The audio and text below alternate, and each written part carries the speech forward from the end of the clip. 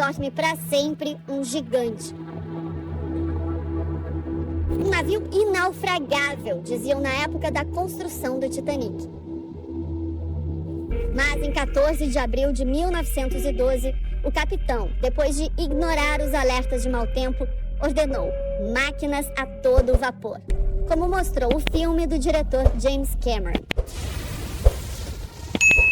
E na escuridão, por volta de 11h40 da noite fria, o Titanic colidiu com um enorme iceberg. Iceberg, bem à frente!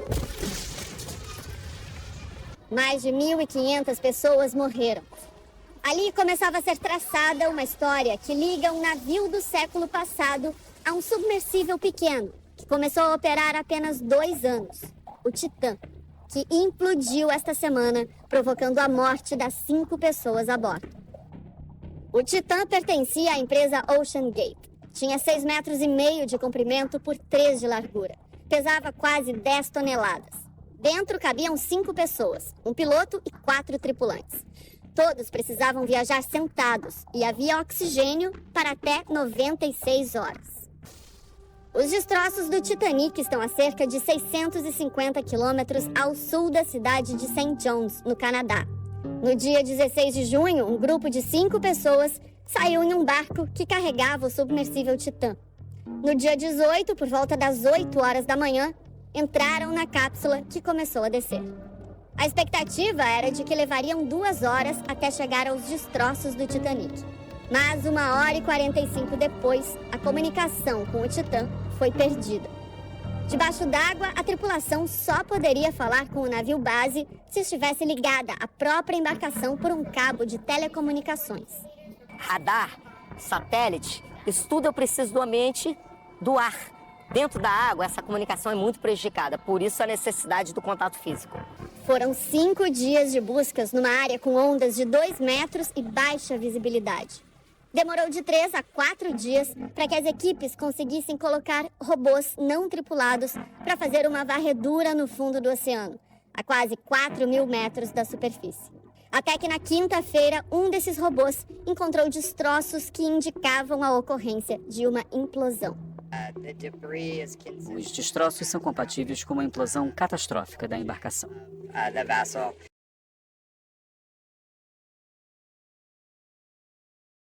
O explorador explica que, assim como acontece com submarinos, o navio de apoio do Titã contava com um dispositivo capaz de detectar o submersível. Se o submarino perder energia, esse sinal ainda deveria funcionar. O fato de terem perdido o sinal significava que alguma coisa catastrófica tinha mesmo acontecido. Ele conta que viu as imagens dos destroços. A compressão é tão rápida que fica muito quente e você tem literalmente um flash. É uma compressão instantânea de tudo e o corpo humano não suporta essa condição. É improvável que consigam resgatar os corpos. Uma implosão seria quase como uma explosão ao contrário. No caso do Titã, o que pode ter ocorrido foi que a pressão da água esmagou o casco do submersível, comprimindo-o para dentro. Como o Titã tinha partes feitas de fibra de carbono, a implosão provavelmente causou um efeito similar ao vidro estilhaçado, se partindo em muitos pedaços.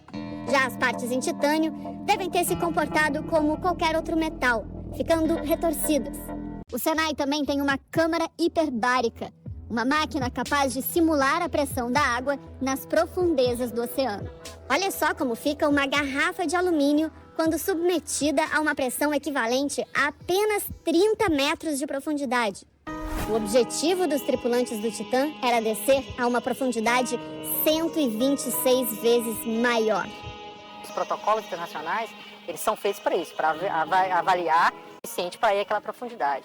Existem outros mergulhos feitos em submersíveis científicos que foram a profundidades muito maiores que essa, foram a 12 mil metros de profundidade.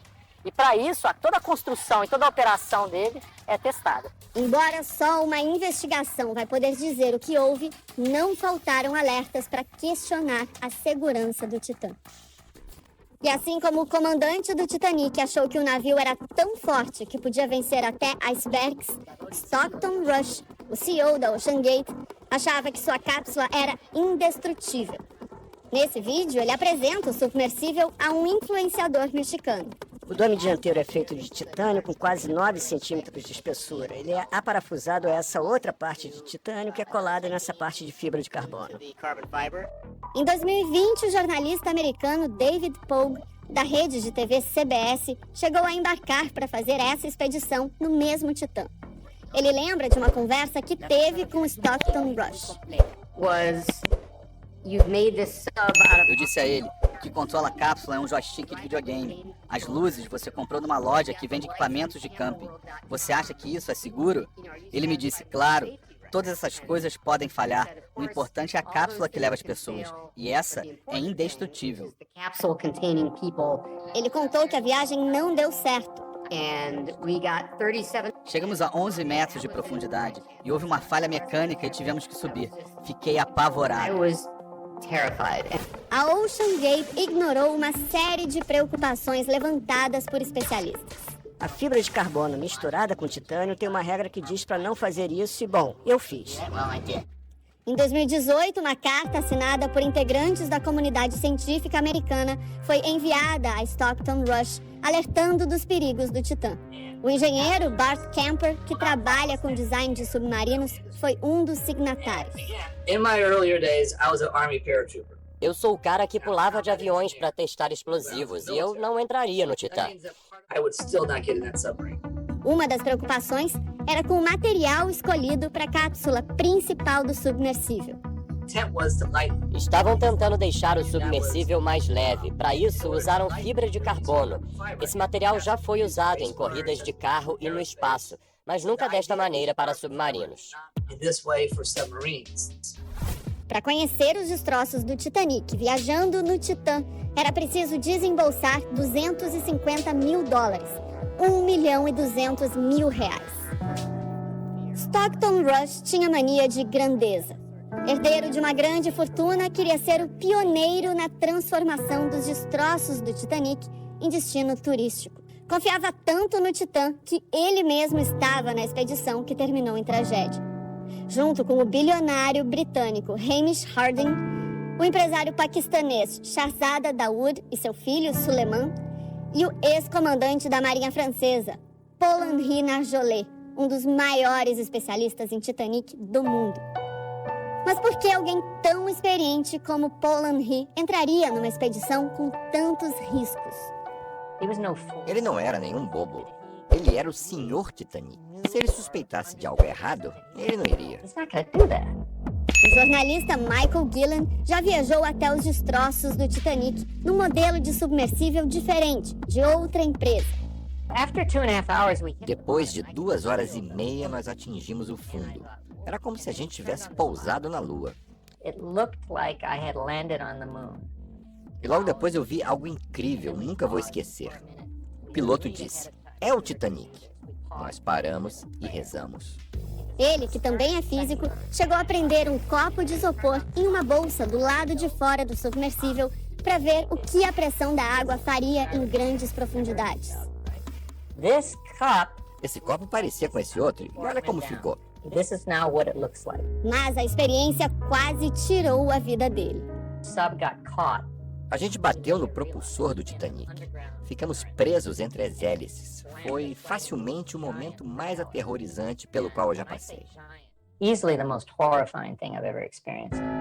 Depois de pelo menos 30 minutos, o capitão conseguiu liberar o submersível.